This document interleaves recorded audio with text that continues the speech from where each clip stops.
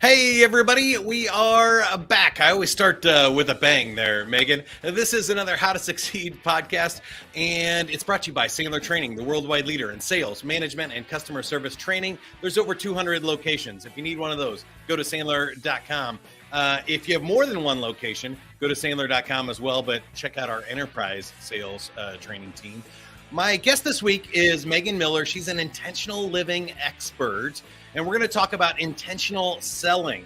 How do you be mindful, be proactive, keep your stuff together while all things are going crazy in the world of sales and the sales profession? So stay tuned. Good stuff. We're going to talk about how to succeed at intentional selling. Megan, welcome to the podcast. Tell us a little bit about intention and what that means for you off the bat here. I'm so happy to be here with you today, my friend. You do start with a bang. I love that. So intentional. God, it's such a buzzword today, isn't it? We love a good buzzword. But to me, and what it has meant in my journey is we feel that we need to respond to the team's text. We need to send that customer request. We need to be checking our email on the way to the grocery store. We need to be responding right away. And we become so retroactive, and our days then become everybody else's wants and needs and requests of our times, and builds these Darth Vader moments where you're just going through the motion and you're on edge. And the one question, when the one client doesn't convert, when someone pushes back, man, you just go on edge.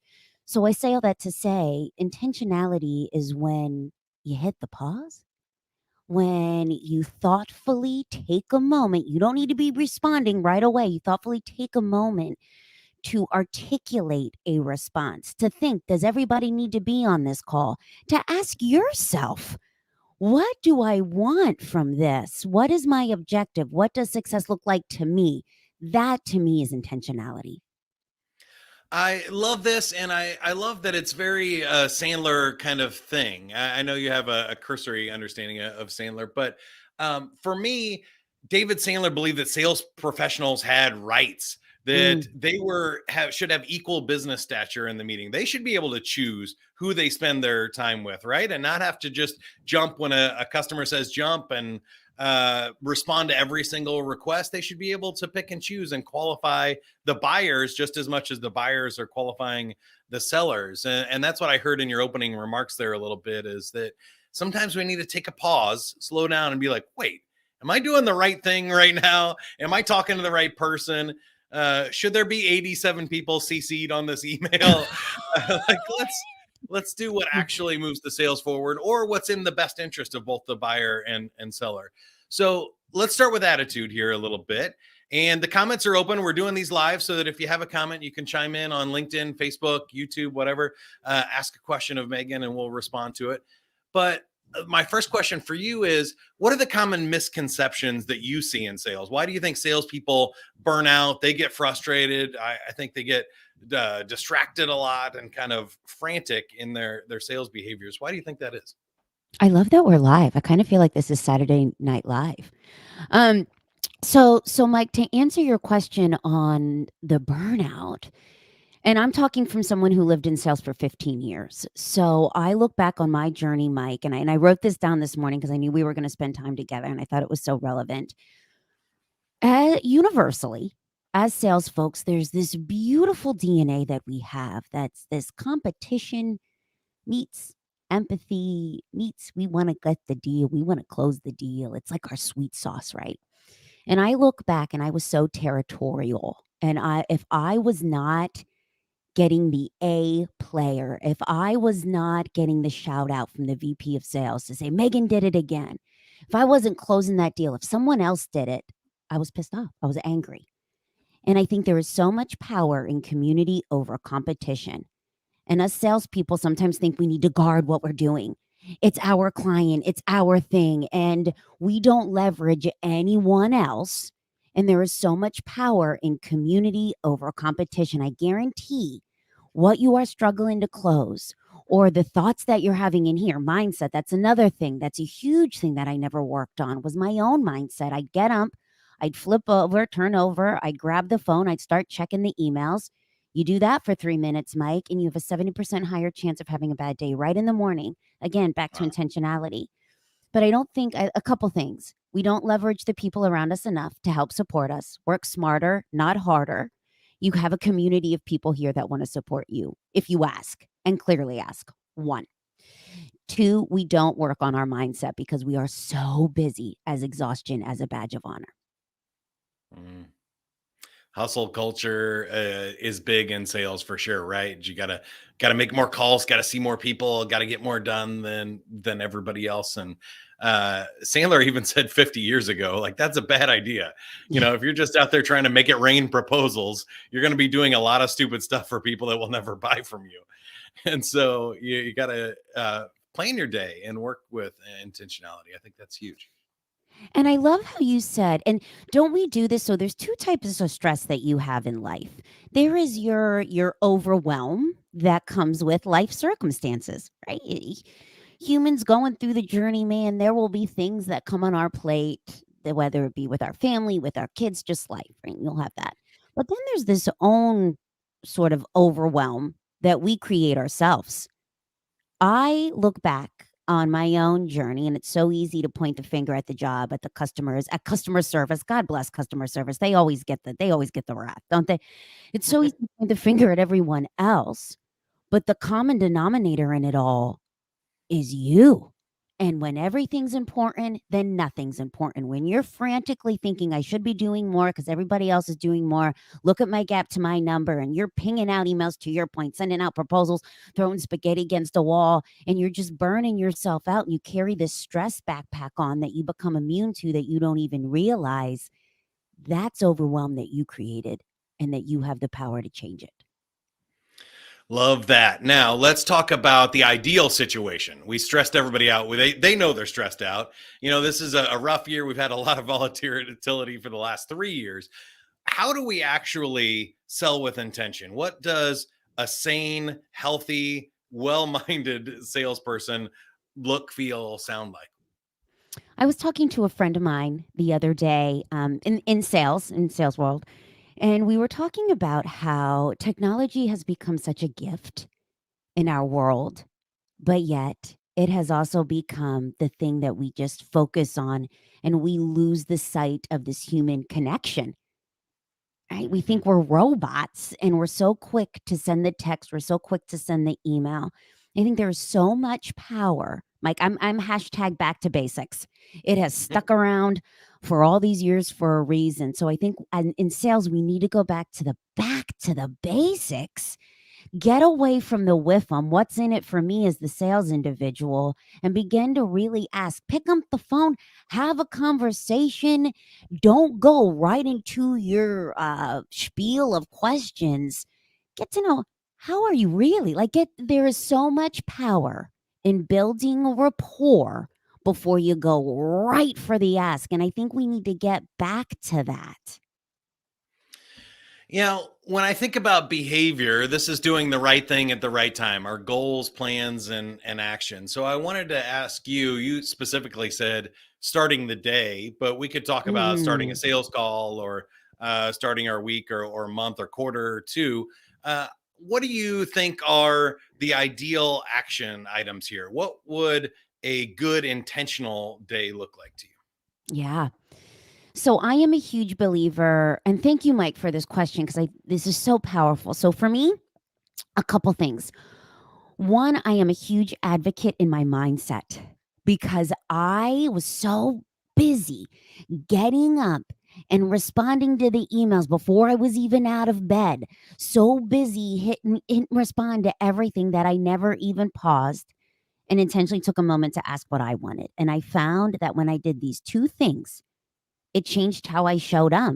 These are non-negotiables, and this is my mindset first, and then I will get into the planning of your day. So, first mindset, I make a commitment to myself before the rest of the world gets a hold of me. You can do this for 5 minutes as you're grabbing your coffee in the morning, before you boot up your computer. Just a couple minutes, even in the shower. Ask yourself these two questions. One, what is one small act of service I can do? whether that be leaving a little note for your partner, whether that be texting a friend, whether that be dropping a note to the colleague to say, hey, when we were on that call yesterday, like you killed it, less than a minute. It is so powerful in how you show up. And 9 times out of 10, that individual will respond to you and say, you have no idea how bad I needed that. Kindness. The second thing is, what is one thing I can do for me? For me personally, not Megan Miller in sales, but personally, what do I need? Because in sales, it can become our sole purpose. And we don't even realize it, that we're so quick to closing the deal that all these other drawers of our life become empty. And no job can hit all of these drawers that you need in your life as a human. So what's one small thing I can do? Whether that's going for a walk, whether that is taking 10 minutes to YouTube how to do the blog post that I always wanted to do, whether that is taking the salsa dancing class you keep saying that you want to take at 4:30, whatever that is, one commitment. That's mindset. And then the second thing, Mike, back to your question on starting your day and doing so intentionality, is we have all of these lists of to-dos and they can live in here. If you're like me, hashtag type A, I will even print that out of my to-dos today, all that I need. And like I said earlier, when everything's important, nothing is important. So doing a brain dump of everything that you have to do for the day and pick 3 things. 3 things should be revenue driven, but 3 things that will carry you forward to hit your overall goals. Just pick 3 things. Do those right away in the morning and you'll feel like a rock star. I really like that advice. I think journaling in the morning before you touch any devices or look at anything. Love writing down the priorities, everything you got to do, and then sort those by order of priorities. What can wait till tomorrow? What needs to be done today? What's going to make the biggest impact for you, your career, your company? I wanted to zoom out a little bit though, because you mentioned a sales career, and I think this Yeah. is important that we're so focused on this pay period, this month's quota, this quarter, this year, that I think sometimes we forget about building a healthy sales Mm. career. And you mentioned you did this for 15 years, and I know that you consult with other people about kind of designing a life around this. Can you talk a little bit about what a healthy sales profession looks like, or a healthy job long term? So, Mike, I want to go back to something real quick, and then we'll get into the long term career because that's so powerful. Your reputation is your business card. We've heard that for years, and I feel that these sayings stick around for a reason. Um, but so when I was talking earlier about asking myself these 2 questions, I know it sounds hokey, and I know you're like, yeah, yeah. But here's what I want to tell you as someone who's done it and lived it. When I did those things for me and when I kept the small commitment for me, 5, 10, 15 minutes, whatever that looked like, when I read the email, it didn't set me over the edge. When the customer came back with a problem, I didn't flip out. When I was down to my goals, I didn't start scrambling. In sales, especially when you're a high performer, everything can feel personal and everything can feel like an attack. And that's when you start scrambling. And that's when there's the 87,000 CCs emails instead of intentionally pausing to really look at the big picture. So I want to give that a highlight because I think it's so important.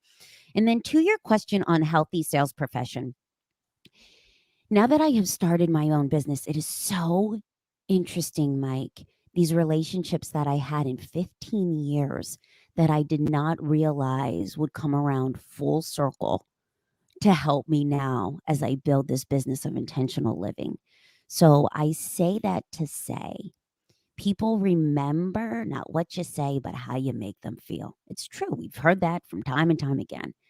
So it is so quick as a salesperson when we are frantically trying to hit our numbers or our KPIs, right? Or all around metrics that we lose sight of the human piece. So I would say if a deal doesn't go your way, make sure that you continue to just ping the client and follow up and leave some messages. Follow up is key. Did you know? Now, I might jack up the stats, Mike, because it's been a moment.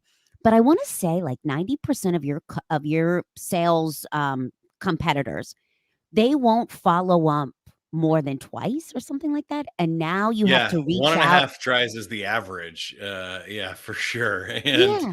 And three And times is yeah, putting you in the top 10% for sure. and Mike, what is it to get the conversion now? Is it like 8 times you have to touch the customer or something? Yeah, 7 or 8 touches, those continue to go up, for sure.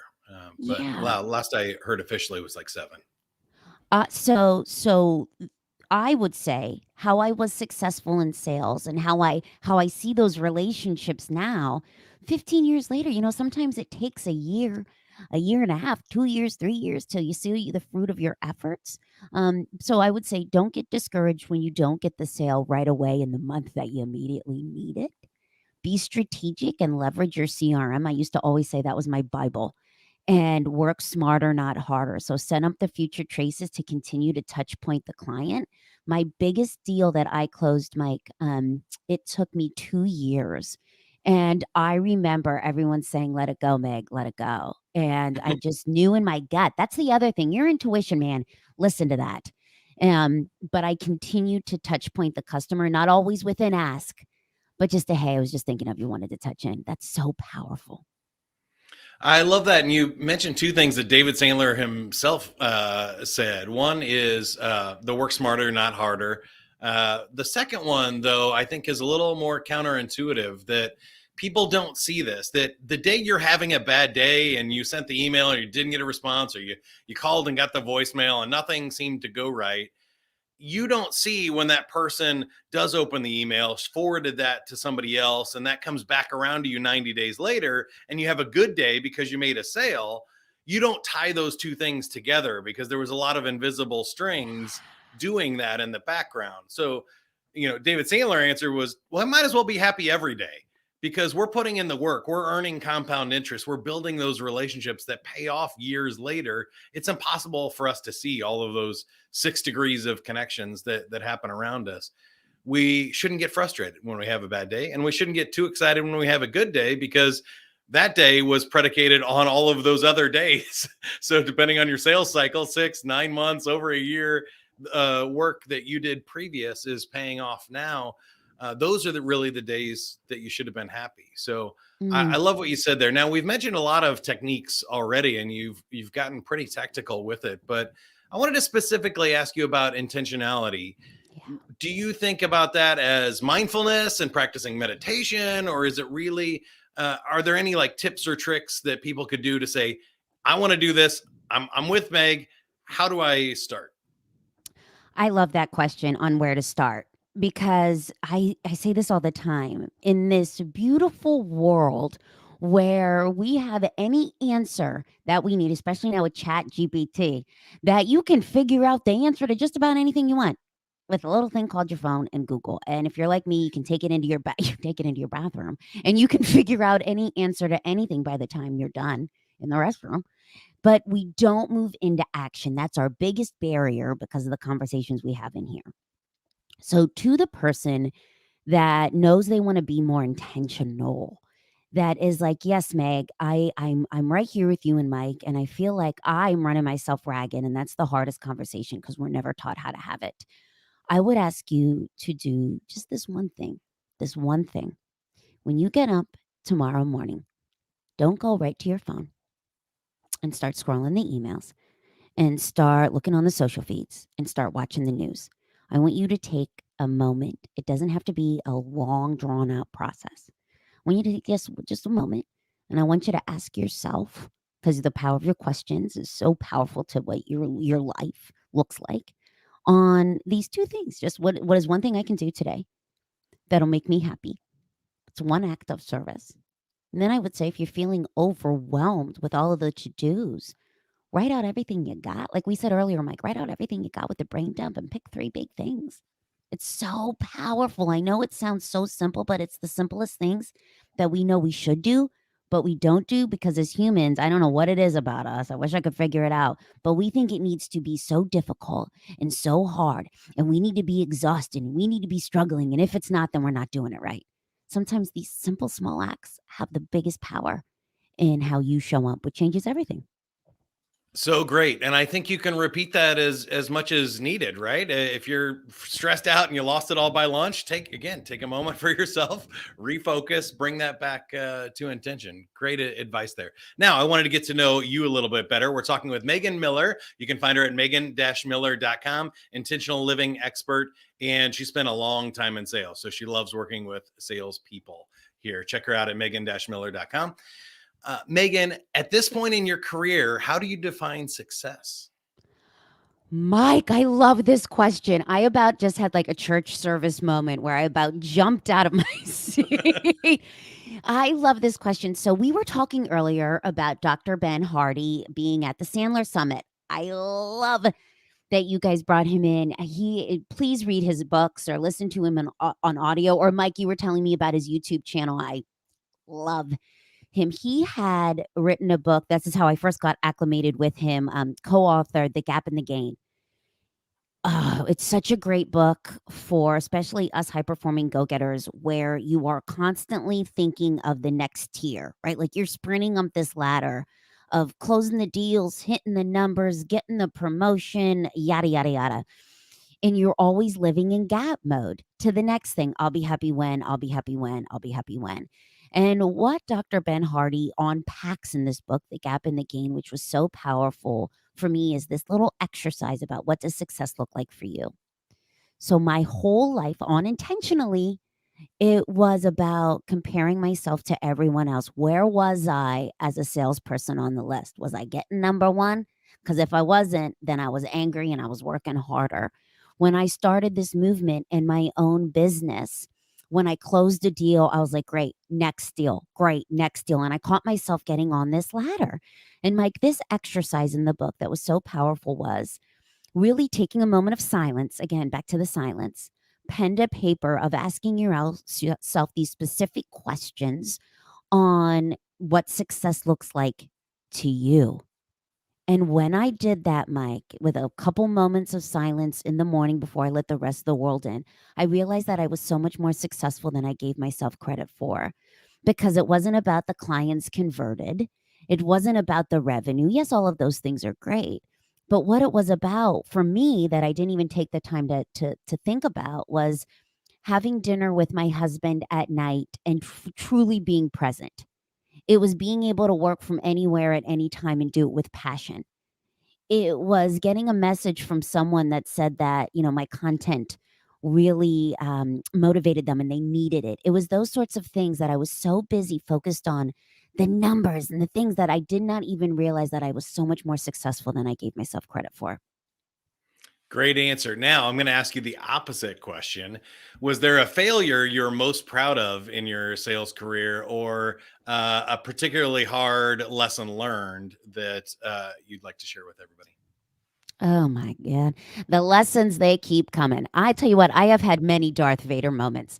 And I look back and they're very cringeworthy. However, I can tell you now, like this just happened to me last week. Here's one really relevant for you. I'm always learning. I think we think that everyone else has it figured out but us. And here's what I want to tell you, my friend. Nobody does. Everybody's human. We're all just figuring it out. So just last week I was traveling, and traveling's a lot. To all my sales folks that get on the road, I get it. It is a lot, and it's a lot on your family. And so I was on like this third leg of my air quote world tour, minus the backup dancers. And I got a text from a friend, and we're working on a project. And all it said was, "Hey, where are you on this?" And I flipped out. Like I flipped out in my head. I was like, "Simmer down. I'm working on it. You're so needy," is what was happening in here in my head. And what I realized in that moment is I was so far off from my routines. When I am home, I put the phone down at a certain time. I put the Mm. do not disturb on so I can be present with my husband. I do these things and I got off of them, which is why I had that flip out moment. So the lesson learned in that air quote failure was the power in our habits. And I ask you, listener, who's dialing into this, is think back to when you were your most elevated, when you were your best, when you were excited, and what habits did you have in your life? Something so small as A girlfriend was telling me the other day that she used to spend 10 minutes in the morning just moving her body, whatever she could do, and then she would come back and read this little journal prompt that she had, or maybe she would read the Bible or whatever worked for her. And she said, I realized, Meg, as I got busier, I got off that. And I find that I'm flipping out at the littlest things. So my life lesson in that moment was to just look at these small little habits that you X off the list when you get busier, because it is so impactful on how you respond to that email, that text, that question. And one last question for you here. Do you have a favorite quote, motto, or mantra that you try and remember? So mine is, I don't know if you can see it. Maybe, am I wearing it today? Oh, I am. So I am one of those hokey people that does a word of the year. And this one has stuck with me, and it's called trust. I think when you trust that you will make the right decision with what you know at the time, because you always have, we're so quick to go to a Google survey, we're so quick to ask friends and family, you know what to do personally and professionally if you give yourself enough silence. So trust, man. I was reading something from Sarah Blakely the other day, and she talked about, you don't need all of these degrees by your name. You don't need to graduate from Harvard. And this is coming from a billionaire that started a hosiery line with $5,000 to her name. She said, I had three things. I gave myself silence to listen to my gut. I trusted it, and I took action on it. Love that. So good. And a good place to wrap up here. So I'll give you one last shot at it. Anything I forgot to mention, calls to action, how you can help us, how we can help you. Last thoughts here, Megan.